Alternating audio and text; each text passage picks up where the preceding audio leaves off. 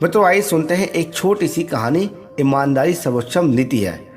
मित्रों एक राहुल नाम का व्यक्ति था। स्वभाव से बहुत ही गंभीर था। उसकी पढ़ाई पूरी हो चुकी थी, लेकिन उसे नौकरी नहीं मिल रही थी। दिन रात वो काम की तलाश में इधर उधर भटकता रहता था।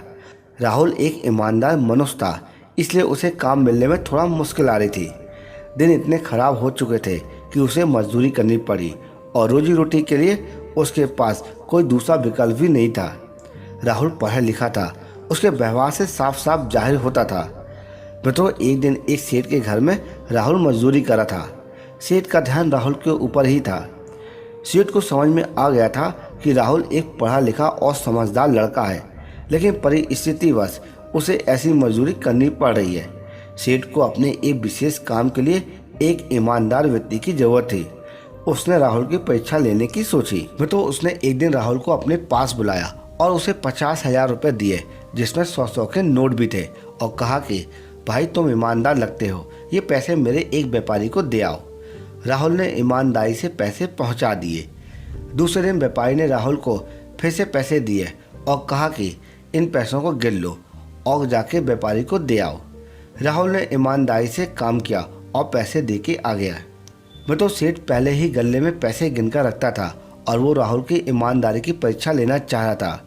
रोज वो सेठ के पैसे देने के लिए भेजता था। राहुल की माली हालत तो बहुत ही खराब थी। एक दिन उसकी नीयत डोल गई और उसने 100 रुपये चुरा लिया।